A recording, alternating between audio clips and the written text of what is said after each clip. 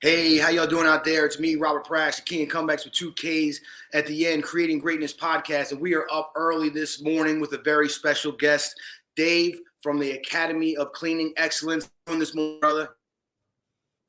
Hey, we're doing good. I'm over here in Orlando, and you're not here next to me, I think. No, not yet. We are leaving Tucson Wednesday, and we will be traveling to Naples, Florida, and we'll be there on March 1st. We're really excited. We'll be there for at least a year, so definitely looking forward to it.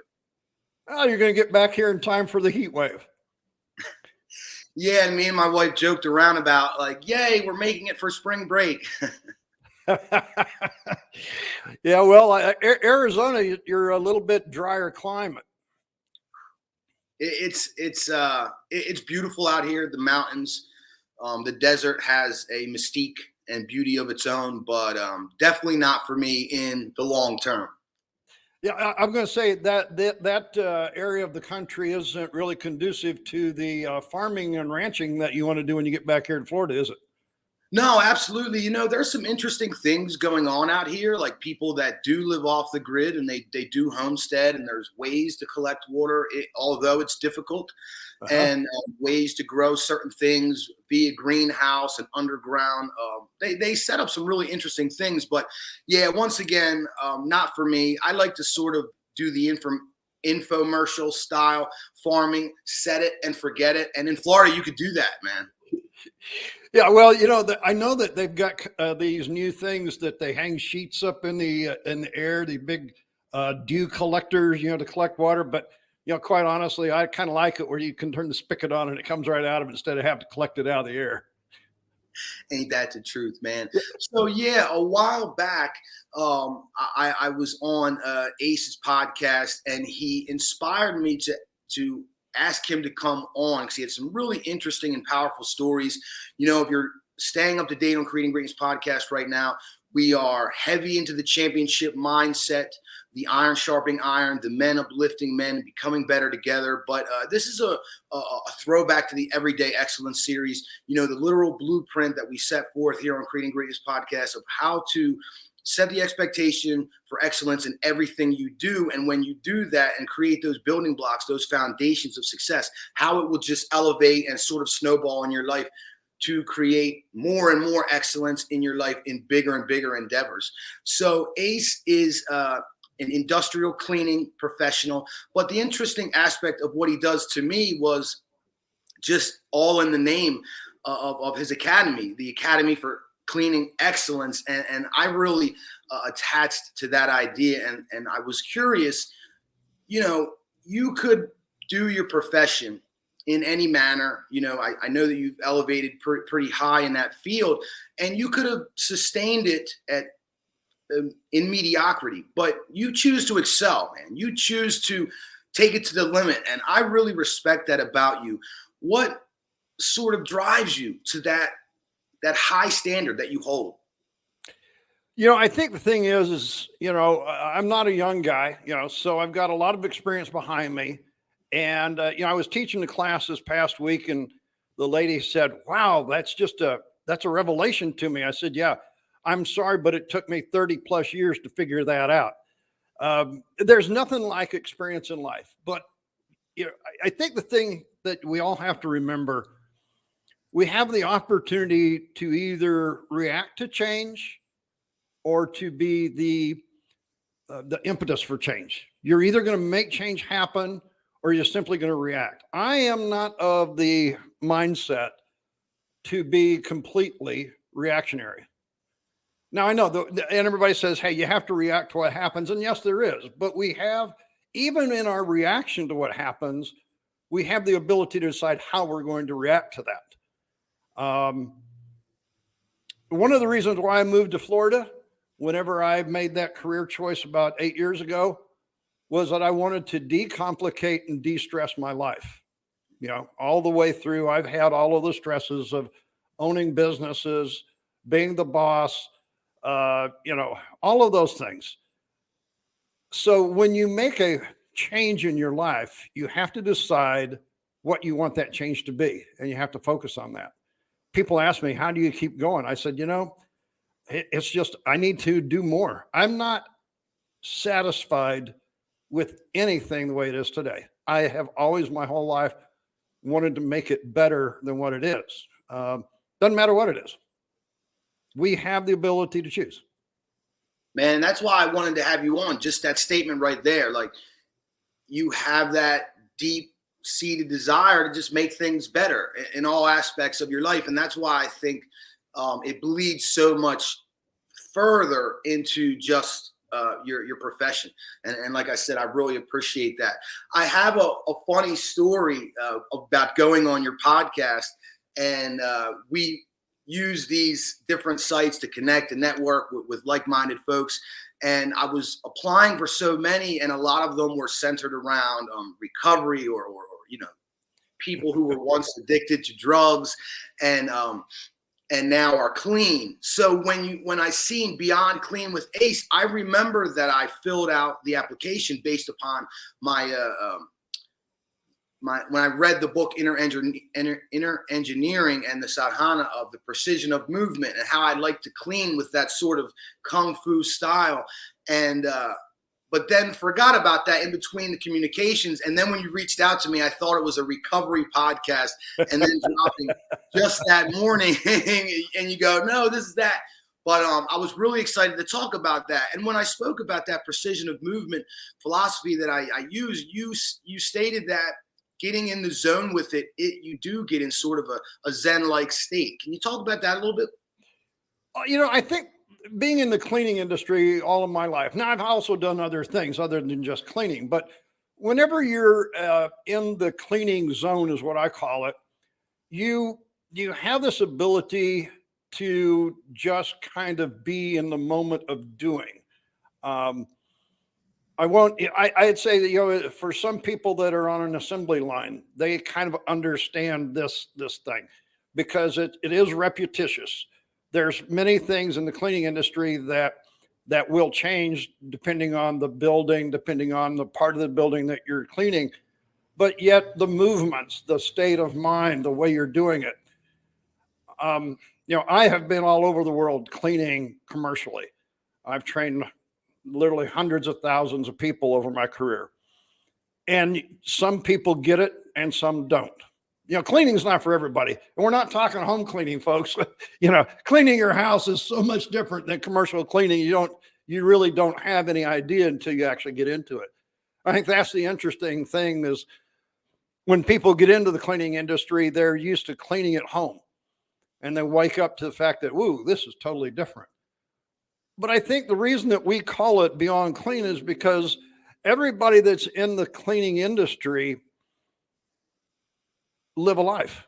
They have a personal life. They do exactly what everybody else does. It just means that cleaning happens to be their profession. But yet, people in the cleaning industry largely don't talk. They are out of sight, out of mind. Now, and people say that's bad, but in a way, it's not, because most of these folks have chosen to be there so that they can just be in what they're doing. And many times when I get into that zone of doing it, I don't really even think about the minutia of doing. I'm also a motorcycle rider, or have been most of my life. And whenever you ride a motorcycle, it becomes one with you, becomes one with your body, your movements. You don't have to think about, well, I have to lean just this way. I don't want to turn handlebars. And I think that's what cleaning happens. And when I teach classes, I say, who you are comes through your work. And for me, the reason that we call it the Academy of Cleaning Excellence is because I teach from the point of best practice. I don't lower my standards for anybody. And there's another reason for that too, Robert, is because we know that people by nature will do less than what is expected. If I achieve excellence, if I strive for excellence, if I teach for best practice, then you'll always be struggling. You'll always be shooting for that standard I set. Does everybody do it? Heck no, not even me. Doesn't mean I don't try every single day. That's the power of expectation, man. And I talk about that quite a bit. Is I set the bar so high, and do I always hit it? No, but because I'm aiming so high, I always perform pretty well. And I think that that's a powerful philosophy. A couple of things that you said that I really enjoyed was the fact that when you get into the zone with cleaning, and I think it's important that at any level in life, no matter how high you've reached, to do some manual labor, because manual labor has that piece of it, and it's part of why I want to start farming. It's the working with your hands, and it brings you more into the moment. It brings you more into what's actually happening right there, and you can enjoy it for what it's worth.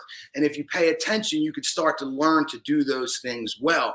Another thing that I love that you spoke about is that, yes, we are all cleaning professionals, but hey, I ride a motorcycle, man. And that's just showing the dynamism and the complexity of us all as human beings. And I actually had that experience riding a four-wheeler. I don't have much motorcycle or motorbike riding experience, but me and my wife have on a few occasions did the like tours out in the Arizona desert or different areas. Yep. We did it in Costa Rica on the four-wheelers. And I was particularly on this rocky terrain, and I'll never forget the vivid memory because I was totally engrossed in the moment, like you said, and felt as one with the machine. My body was moving with the rocks and the way that it was, rocking and swaying. And I just felt, even on that high vibrating, loud machine, I felt this total sense of peace and oneness. Yeah, because what you could do is that became secondary to the fact that you were enjoying the nature around you and what was going on.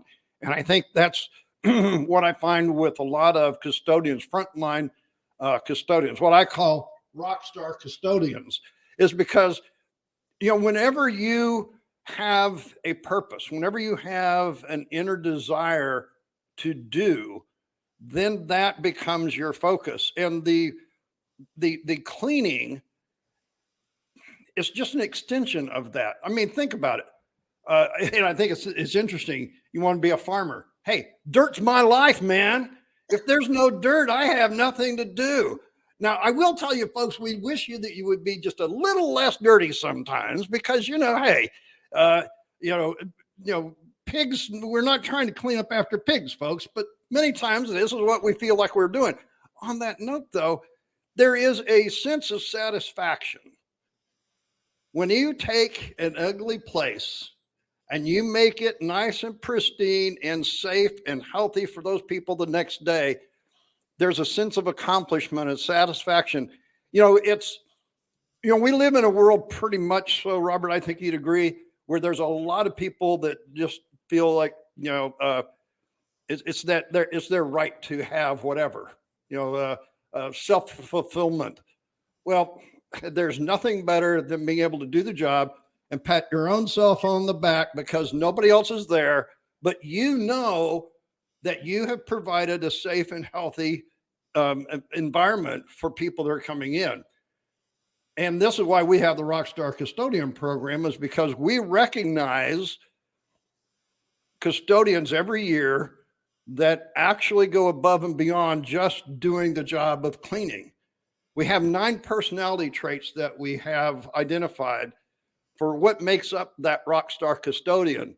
And actually, as we're recording this today, next week, we will be awarding the 5th annual Rockstar Custodian for the nation.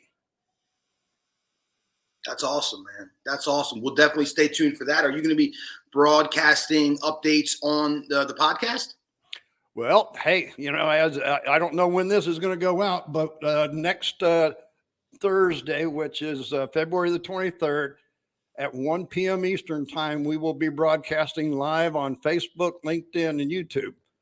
Awesome. The national award. This gentleman has some idea that he might have won it, but I can't really let that out right now. But it's I think this goes back to what we tried to do here, is recognize this person every year from nominations that we get all over the world. and then people in that community can vote. It's nice to actually say, hey, we got some good news here. There's so much bad news out there. And I think that's what we try to do is our podcast and everything we do here at the Academy is focused around healthy, positive, and proactive. If that's not the message, I don't need to talk about it. Awesome. I could definitely appreciate that. And we're going to pump out this episode pretty quickly, so the audience that's listening in here today will have an opportunity to also tune into that. It's funny. I did a podcast yesterday, and the podcaster was like, okay, great, it'll be out this summer. And I'm thinking, what are you doing, man? What are you doing? But hey, everyone has their own routines to do this thing. So talk to me real quick about the podcasting. I know you have a long history of speaking, and you're a speaker and have spoken all over the world, and you're doing several podcasts and doing them regularly. I appreciate podcasting for the freedom of it and sort of the evolution of the communication industry and how we can network and communicate like this. What are your feelings, a little bit about your history of doing it and your feelings around the changes? Well, folks, as I said, people in the cleaning industry don't like to talk. And you would think that all I do is talk all the time. Well, I am a mouthpiece for the cleaning industry, but I have to tell you that when I'm not in front of the camera, when I am at home, I'm a hermit. I go home, my car doesn't move until I need it to move. I don't go out to a lot of social stuff and everything. And I guess there's two reasons. One is I want to be the mouthpiece for those that don't talk. So I listen to them, I work with them, I hear what they say, and then I try to make sure that people respect and appreciate the custodians, janitors, technicians, whatever you want to call us, because most people don't. Now, that doesn't mean that they're not capable. And what's so interesting now that I'm here in Florida is it's such an international group of people. And so many times I'm the one that speaks one language. Students that come to class sometimes can speak 5 languages. And I'm like, you know what? I'm the instructor, but I'm the dumb one here. I can barely do one, but so the thing, it's like the lady that was here this week, her dad's an engineer in Kenya. And you go, wow. And she studied to be an engineer. And I'm like, this makes me feel I'm just a custodian is what people say. But yet we put that word just in front of custodian. And if you really will, folks, before you listen to the rest of the podcast or whatever, just go and look up the dictionary's meaning for the word custodian, the dictionary's meaning for the word janitor. They do not mean the same thing that most of us think. And so therefore, society has made this career demeaning and below them. You look at the media. Well, he was a custodian before he became a CEO. Well, what's wrong with being a custodian? There's nothing wrong with it. Many of these people I ran into in my career from all over the world, Robert, have degrees. One guy who built a dam. He was the engineer that built the dam, and now he's cleaning toilets. Because why? He's in the twilight of his life. He wants something that he can just do to keep him active, like you said, something manual to keep his physical self going. It keeps him sharp. It gives him pleasure. There's nothing wrong with being a custodian. But now you ask a little history. How did you get started in your career? That's what people always go, well, how did you? The custodian at the high school that I was going to broke both legs. The principal walks up to me with this big roll of keys and says, hey, the custodian from his bed tells me you know where these keys go and what to do. To this very day. And this was when I was 14. So, folks, I'm not going to tell you how long ago that was. It was just a little while back. But I don't know why I knew. I don't know why I knew that custodian. But you see, the relationship I had with that custodian and knowing him and appreciating his values in life is what set me on a career that's taken me all over the world and gives me the ability to do what I do today. And I guess this goes back to the other thing that you were saying, Robert, is nobody actually told me that I could do what I do today. Matter of fact, they said you can't do it. Man, Yeah. that's a powerful story, Dave. Yeah. I mean, and it's a totally different world, but I relate to it in so many ways because I didn't know that this life was available to me. And even furthermore, I was told that I couldn't do it and I couldn't be this person. So I'll tell you the real meat and potatoes of this episode. The reason why I really wanted to bring you on is something that you said to me when I was on your podcast about doing this career for a while and having some issues with your respiratory system due to some hazardous chemicals. And I'm sure that that was not a fun experience, maybe a painful experience, but it seems that if you, like myself, who went through many painful scenarios, and now my purpose and passion is to try to keep people from having to learn those lessons the hard way like I did. And I feel like that's a similar narrative in your story as well, where, you've done the career, you've experienced some problems, and now a big part of what you do is to educate. Talk to me about finding your purpose and passion through pain.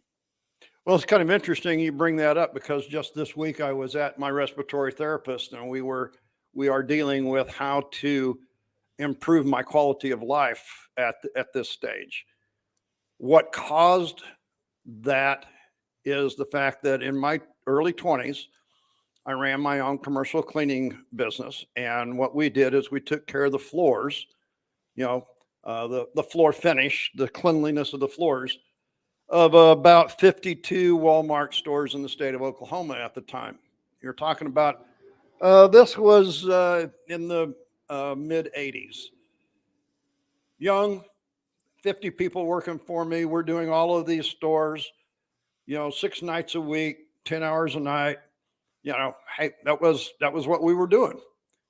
Little did we know that the chemicals that we were using were causing problems, because at that time, nobody really was looking at this. Nobody was researching any of this. We knew that something wasn't right, but hey, you're young, you got to make a living, you're going to do whatever you do. And, we were of the belief, as a lot of people, that the stronger it smelled, the better it worked. Well, the problem was, and this is still the problem, is whenever you smell something and your body has a reaction to it, folks, your body is trying to tell you that it's not right. Unfortunately, it took me too long to figure that out. Now, the worst part of all of that, Robert, which I never did tell you before, but I'll tell the folks now, is just while I was doing that to my lungs,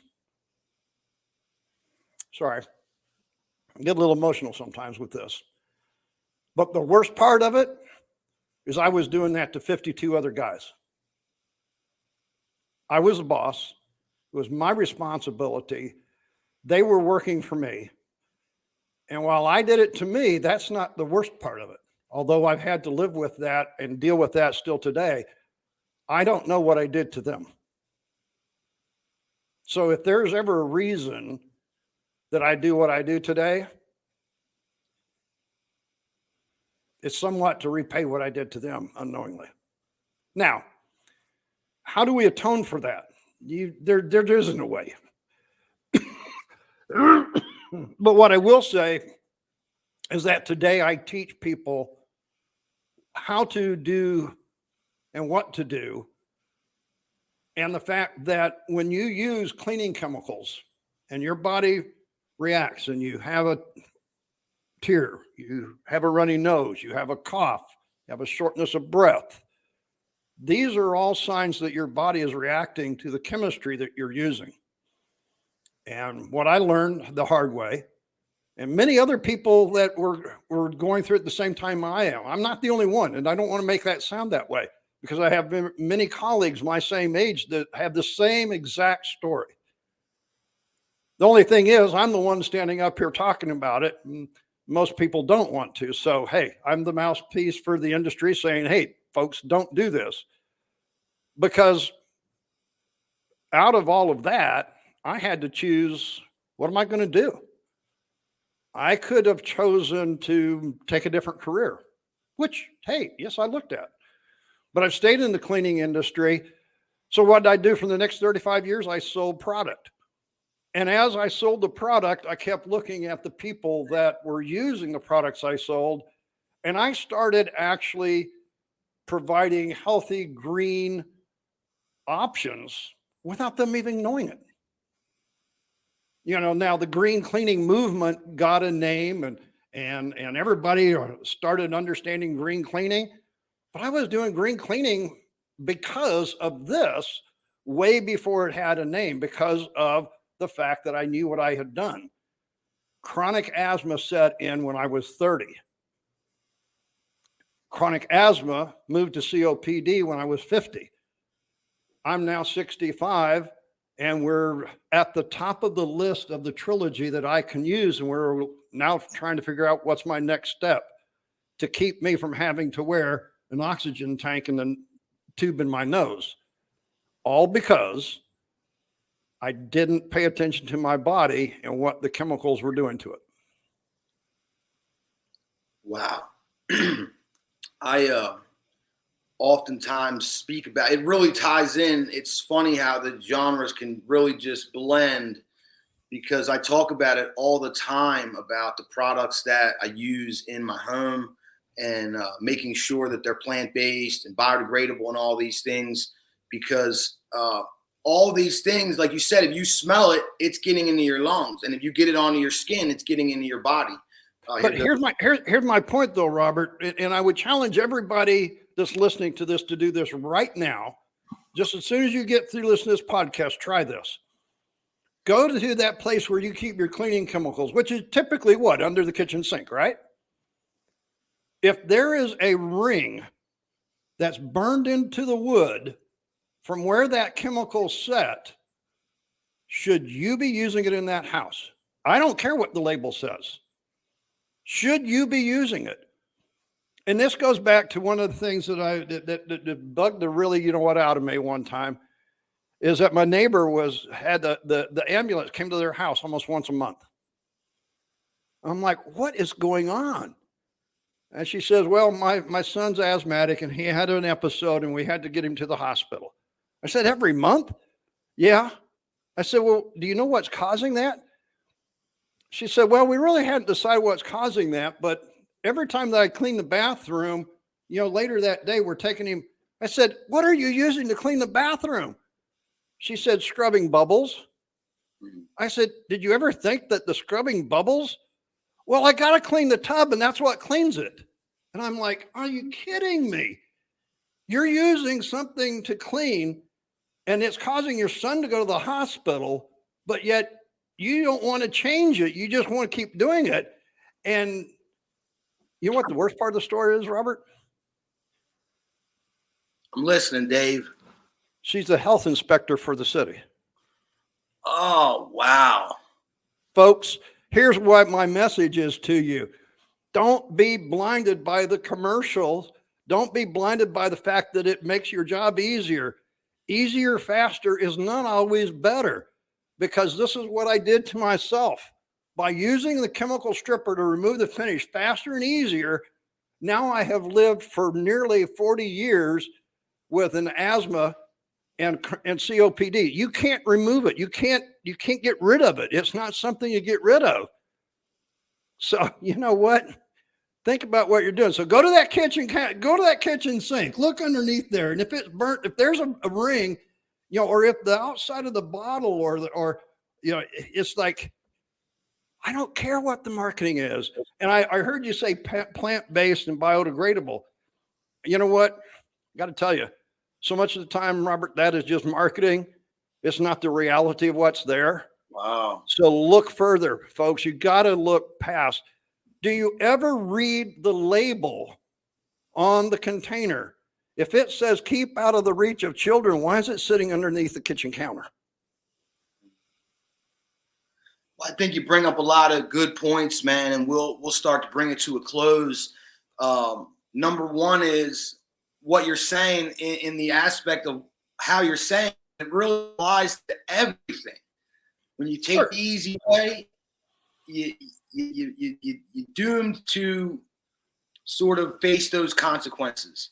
And yeah, I'm looking at plant-based, I'm looking at biodegradable, but I certainly will look a little further. And I think it's important for everyone to be looking at the labels of not only their cleaning products, but their food, the lotions and shampoos and all these things that we use on our body and in our body, because we cannot trust these corporations to do the right thing and have our ultimate best well-being, placed in their heart, or our health their number one priority. It's not. Unfortunately, the world today, we have to take those responsibilities upon ourselves. And Dave's message is one to prove that point, man. So Dave, thank you so much for coming on, dude. It's been amazing. You've shared so many wonderful stories and gems of wisdom with us. Anything you'd like to say to the folks before we go ahead and wrap this thing up? You have the ability to either affect change, you have the ability to react to change. What change and how is that change going to be engineered, if you will, is only up to you. The world is reactionary by large. You can stand out if you're the one that makes change happen the way you want it to. Not always, not every day, but if that's what your goal in life is, I can guarantee you, you can make your life healthy, positive, and proactive. Awesome, man. And where can people follow you, contact you? Well, you know what? I am everywhere. Everybody says you're out there. I've got hundreds of videos on YouTube. You'll find those at Academy of Cleaning Excellence. You'll find our website, academyofclean.com. Gosh, I'm on Twitter, Facebook, LinkedIn, all of it out there. I'm not on Stitch or something like that. I think there's a few that I'm not out there on, Robert, but it's be hard not to find me. Hey, man, the people definitely going to be looking for you, Dave. Once again, I appreciate you coming on to Creating Greatness podcast and sharing your amazing story. Thank you again, my friend. Remember to tune in on the 23rd and watch live. Rockstar Custodian will be giving that award out. It's going to be a fun afternoon. Absolutely, man. I'm going to actually put this episode out today. So it'll be out there for a week for the people to sort of listen to this and get on to that Rockstar Custodian. And you are a rock star, my friend, and I appreciate you. We'll see you here again next week on Creating Greatness Podcast.